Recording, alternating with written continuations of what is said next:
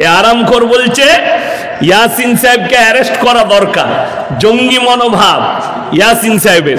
সেই দিনে দেখছি আবার একটা গুটকা করে সাক্ষাৎকার নিয়েছে, গুটকা খোর।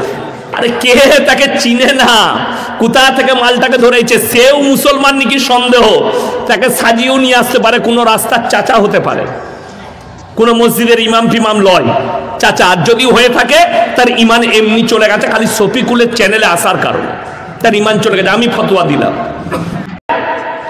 এ আরামখোর বলছে ইয়াসিন সাহেবকে অ্যারেস্ট করা দরকার, জঙ্গি মনোভাব ইয়াসিন সাহেবের। সেই দিনে দেখছি আবার একটা গুটকা করে সাক্ষাৎকার নিয়েছে, গুটকা খোর। আরে কে তাকে চিনে না, কোথা থেকে মালটাকে ধরেছে, সেও মুসলমান নাকি সন্দেহ, তাকে সাজিয়েও নিয়ে আসতে পারে, কোনো রাস্তার চাচা হতে পারে, কোনো মসজিদের ইমাম ফিমাম লয় চাচা, আর যদি হয়ে থাকে তার ইমান এমনি চলে গেছে, খালি শফিকুলের চ্যানেলে আসার কারণে তার ইমান চলে গেছে, আমি ফতোয়া দিলাম। এ আরামখোর বলছে ইয়াসিন সাহেবকে অ্যারেস্ট করা দরকার, জঙ্গি মনোভাব ইয়াসিন সাহেবের। সেই দিনে দেখছি আবার একটা গুটকা করে সাক্ষাৎকার নিয়েছে, গুটকা খোর। আরে কে তাকে চিনে না, কোথা থেকে মালটাকে ধরেছে, সেও মুসলমান নাকি সন্দেহ, তাকে সাজিয়েও নিয়ে আসতে পারে, কোনো রাস্তার চাচা হতে পারে, কোনো মসজিদের ইমাম ফিমাম লয় চাচা, আর যদি হয়ে থাকে তার ইমান এমনি চলে গেছে, খালি শফিকুলের চ্যানেলে আসার কারণে তার ইমান চলে গেছে, আমি ফতোয়া দিলাম।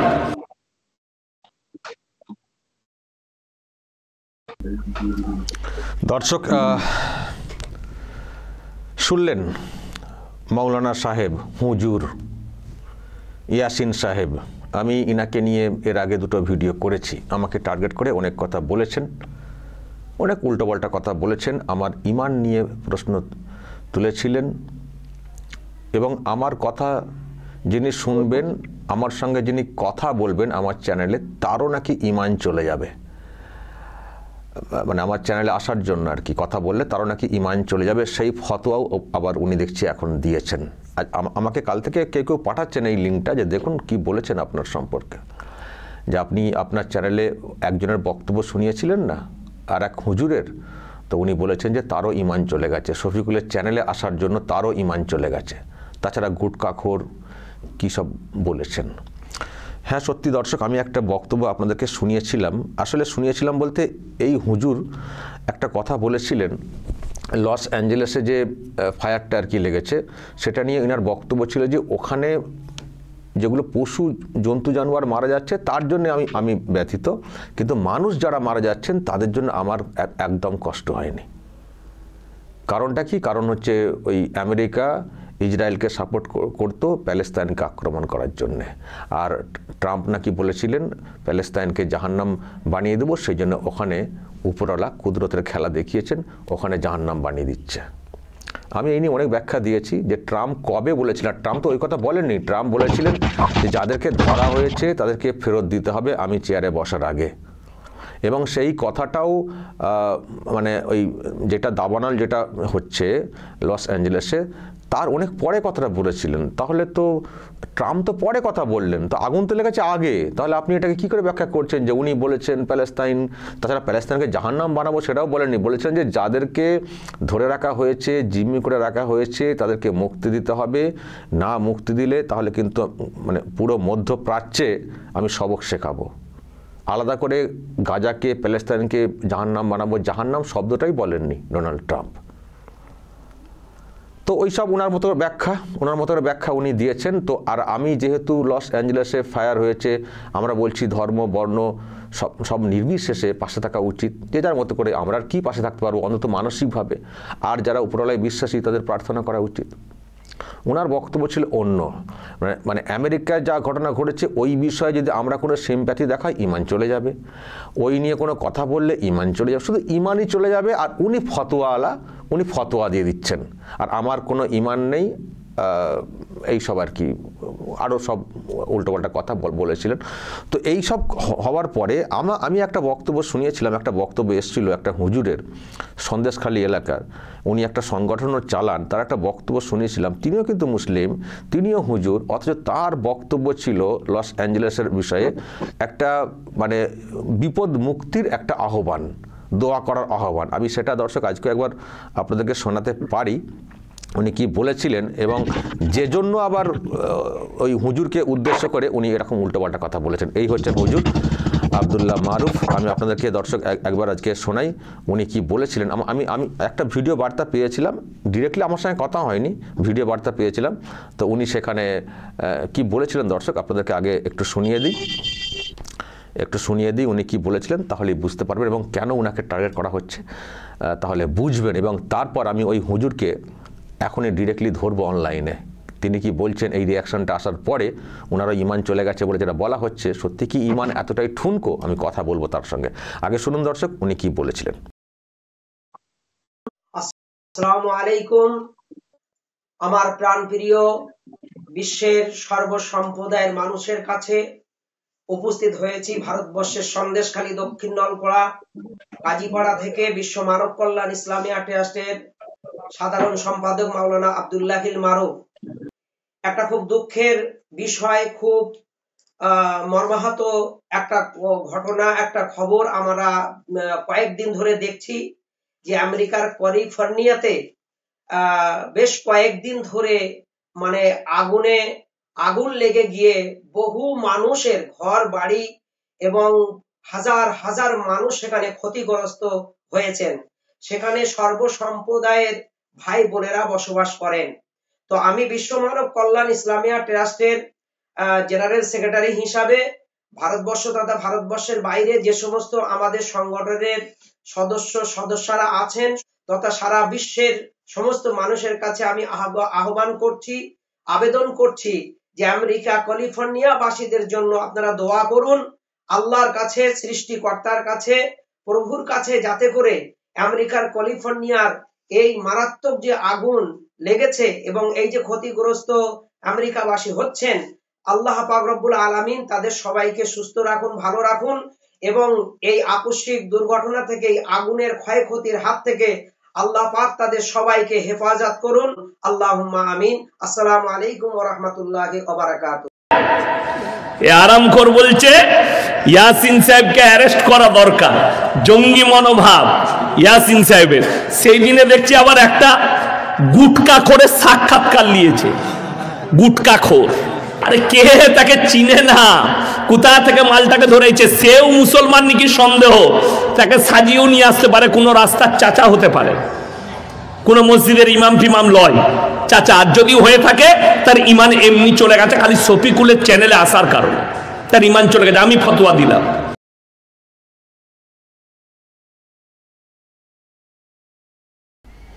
তো দর্শক এই হচ্ছে ব্যাপার। উনি বলেছিলেন, ওটা যেহেতু আমি আমার চ্যানেলে চালিয়েছি, উনি ভেবেছেন আমি ডিরেক্টলি কথা বলেছি, তো সেটা ভেবেই ইনি কিন্তু আমার সঙ্গে ডিরেক্টলি কথা বলেননি। উনি ভিডিও একটা ছেড়েছেন কোথাও, আমার কাছে এসেছিল, আমি সেটা চালিয়েছি, তাতেই উনি ঠিক করে ফেললেন। কতটাই মূর্খ লোক দেখুন। ভিডিও চ্যাট আমি কথা বললে একটা মানুষ বুঝতে পারেন যে ভিডিও কথা বলছি ডিরেক্ট, আমি ডিরেক্ট কথা বলিনি। উনি একটা ভিডিও বার্তা কোথাও ছেড়েছেন, আমার কাছে এসছে, আমি চালিয়েছি যে দেখুন আরও একজন হুজুর তিনি কি বলছেন, পাশে থাকার বার্তা কীরকম দিচ্ছেন। তো উনি ওনার মতো করে ঠিক করে নিলেন যে আমার চ্যানেলে এসছেন, কথা বলেছেন, সুতরাং ইমান চলে গেছে। শুধু ইমানই চলে যাচ্ছে, আর উনি শুধু ফতোয়াই দিয়ে চলেছেন। তো যাই হোক, আমি ডিরেক্টলি কথা বলবো, একটু অনলাইনে ধরার চেষ্টা করছি। হ্যাঁ, পেয়েছি, দেখতে পাচ্ছেন মাওলানা আব্দুল্লাহ মারুফ সাহেবকে সন্দেশখালী থেকে। আসসালামু আলাইকুম। ওয়ালাইকুম আসসালাম। বলছি যে আপনার একটা ভিডিও বার্তা আমি পেয়েছিলাম, কোন একটি জায়গা থেকে চালিয়েছিলাম, তো এটা নিয়ে তো দেখছি যে ইয়াসিন সাহেব একটা ফতোয়া দিয়ে দিয়েছেন আপনার সম্পর্কে। আপনার তো নাকি ইমান চলে গেছে আমার চ্যানেলে আসার জন্য, মানে বক্তব্য দেওয়ার জন্য। এ কি করবেন আপনি? আর টুপি টুপি পরে কি করবেন? ইমান চলে গেছে উনি যে বলেছেন, উনি কি মুফতি? আমাদের ভারতীয় যে মুফতি বোর্ড আছে, ভারতবর্ষে যারা মুফতি সাহেবরা আছেন, তাদের কাছে আপনি কোনো ফতোয়া জানতে চাইবেন, তারা বলেন যে আপনি লিখিত দিন। লিখিত দেওয়ার পরে তাদের বোর্ড বসে কোরআন হাদিস, বুখারী শরীফ, মুসলিম শরীফ, আবু দাউদ শরীফ, ইবনে মাজাহ শরীফ, তিরমিজি শরীফ, যত হাদিস শরীফ আছে সমস্ত গুলোকে বিশ্লেষণ করে তার কথার উপরে ভিত্তি করে যদি ইমান চলে যায়, তাহলে তারা লিখিত ভাবে একটা ফায়সালা দেন। তা উনি অল্প পড়াশোনা করেছেন, অল্প বিদ্যায় ভয়ঙ্করী, কিছু কোরআন শরীফ হাদিস শরীফ হয়তো পড়েছেন, শুনে শুনে মানে বক্তব্য করছেন, আর দেখতে একটু পরিষ্কার মোটা তাজা, তো লোকে ভালোই হয়তো মানে নিচ্ছে। যাই হোক, তো কথা হচ্ছে পুঁটি মাছ তো বেশি লাফায়।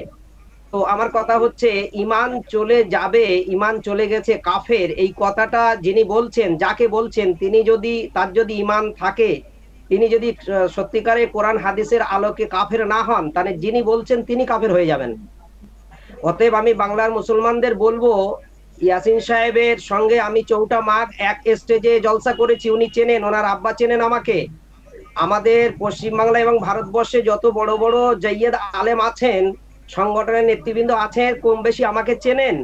তা উনি তো আমার থেকে বয়সে কম, উনি আমার বায়োডাটাটা জানলেন না, আমার সম্পর্কে গুটখাখোর বললেন, চাচা রাস্তা থেকে তুলে নিয়ে এসে কিচ্ছু জানে না, ওনার ইমান চলে গেছে।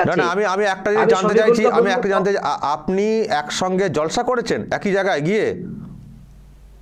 জি, 4টা মাঘ, এই গত যে মাঘ মাসের 4 তারিখ, আজকের মাঘ মাসের ক তারিখ, এই মনে হয় 1 সপ্তাহ 10 দিন হবে। তাতেও বলছেন যে তাতে কথা উনি বলছেন যে চেনে না জানে না, কোথায় গুটখাখোর, কি অহংকার!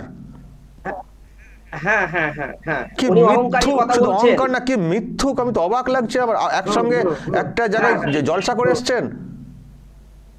জি জি, এক স্টেজে আমি ওনার নামে তাকবীর দিলাম, ওনার বহুত প্রশংসা করলাম, ওনার সঙ্গে মোসাফা করতে গেলাম, উনি খুব ভালোভাবে যেন আন্তরিকতার সঙ্গে নিলেন না। যাই হোক, আমি আমার কর্তব্যটা করলাম।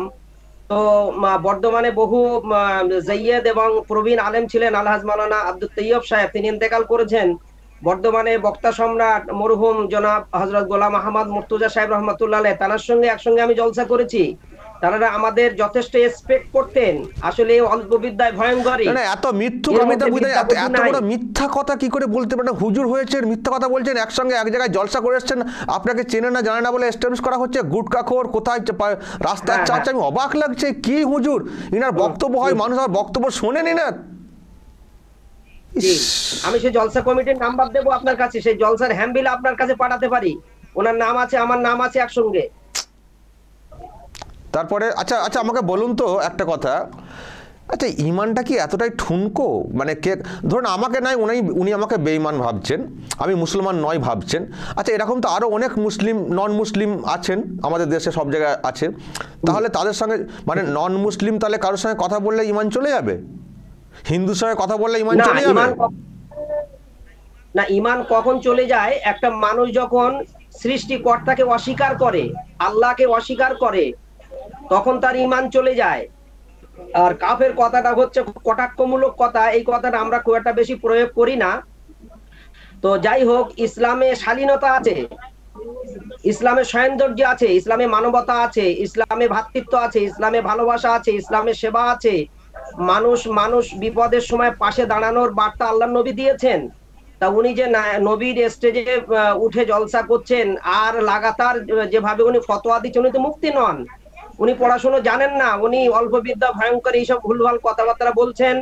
বাংলার মানুষকে আমি সতর্ক করব, এদের বক্তব্য শোনা যাবে না। একে আগে কলমা রদ্দে কুবার পড়ে ইমান নিয়ে আসতে হবে। আপনার কম বেশি 15 লক্ষ ভিউ আছে সম্ভবত, আপনার কত ভিউ আছে? 15 লক্ষ হবে? হ্যাঁ 15 লক্ষ। 15 লক্ষ। এই 15 লক্ষ মানুষকে উনি বলেছেন মুদখোর, গোবরখোর, গুখোর, তার সঙ্গে আমাকেও বলেছেন। তাহলে এই কথাগুলো কি কথা? আমি এদেরকে বলবো ওনার নামে অবিলম্বে এফআইআর করা উচিত। আমি তো ভাবছি যে ওনার নামে আমি এফআইআর করবো, মানহানির কেস করবো। কি আমি কি ফালতু লোক, আমি তো বুঝে উঠতে পারছি না। আপনি বলছেন একসঙ্গে জলসা করেছেন, আর আপনাকে মানে কত বড় অহংকারী! আর শুধু কথায় কথায় ফতোয়া, কে ফতোয়াওয়ালা বলুন তো? মানে কি শুরু করেছেন বাংলাতে, কি শুরু করেছেন, মানে কি ভেবেছেন কি? আর উনি জলসা কি করেন? উনি মানে হাদিস কোরআন নিয়ে আলোচনা করেন না, কিছু রাজনীতিমূলক গরম গরম কথা বলে, এটা কি জলসা হয়? এটা কোথায় কি ঘটছে, কোথায় এটা কি ধরনের জলসা? আর অর্ধেক কথা তো জানেন না, সব মূর্খের মতো কথা বলেন, কোনো তথ্য ঠিকঠাক নেই। কারা এরা? এদেরকে নিয়ে আমি বলছি এরা ইসলাম ধর্মের ধারক বাহক। এগুলো জলসা কর্তৃপক্ষকে একটু বিচার করতে হবে, যে ভুলভাল যখন বলবে তখন সেই বক্তাকে নামিয়ে দেওয়া উচিত। এগুলো তাদের একটু বিচারের বিবেচনার কথা আমি বলছি মারুফ সাহেব, এই রকম বক্তা যদি এরকম বক্তব্য করে মানে বেরিয়ে যান আর কি, বেড়ান, বলুন তো ইসলাম সম্পর্কে অন্যান্য মানুষের মধ্যে কি ধারণা তৈরি হবে? খারাপ ধারণা হবে, খারাপ বার্তা যাবে। ইসলাম যে শান্তির ধর্ম, ইসলাম যে মানবতার ধর্ম, ইসলাম যে ভ্রাতৃত্বের ধর্ম, ইসলাম যে ভালোবাসার ধর্ম, ইসলাম সেবা করতে বলে, ইসলাম মানুষের ভালো পথে পরিচালিত করতে বলে, ইসলাম বিপদে মানুষের পাশে দাঁড়াতে বলে, ইসলাম দেশ উন্নয়নের কথা বলে, ইসলাম বড়কে সম্মান করার কথা বলে, ছোটকে স্নেহ করার কথা বলে। তা উনি তো আমার থেকে বয়সে নিশ্চয়ই, আমি মনে করি তো আমার থেকে বয়সে অনেক কম, তা এতটুকু ওনার শ্রদ্ধাবোধ নেই যে উনি আমাকে গুটখাখোর বলছেন? আমাদের সমাজে তো একটা যায় কম বেশি মান সম্মান তো আছে, তো উনি যে কথাটা বলছেন ওনার মুখে একটু লাগাম পরানো উচিত ছিল বলার আগে। এই কথাগুলো বলছেন মারাত্মক ভুল কথা। আমি জনগণকে উনি এত বিচার করে ফেলছেন, কাকে 5 মিনিট কাকে 10 মিনিট দিয়ে কার ইমান আছে কার ইমান নেই, মানে কার ইমান আছে কার ইমান নেই উনি কে বলুন তো বোঝার? কার মনে কি আছে উনি কে বোঝার? এ তো মানে ভয়ঙ্কর কথা। না না না,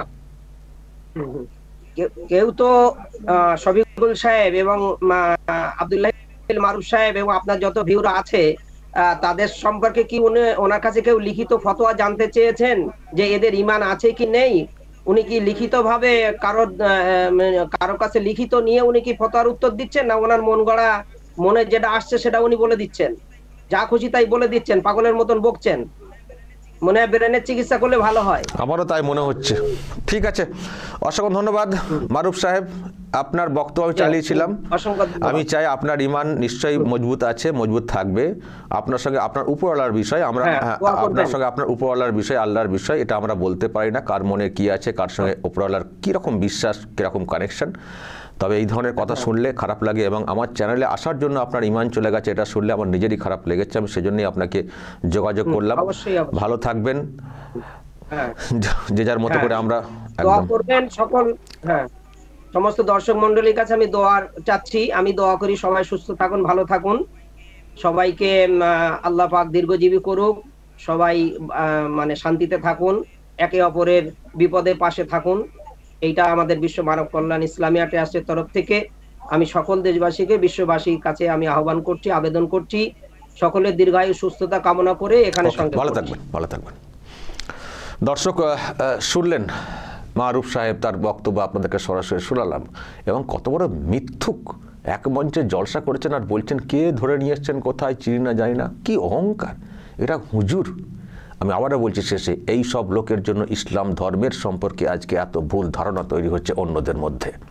এরাই হচ্ছেন ইসলাম ধর্মের সর্বনাশের কারণ।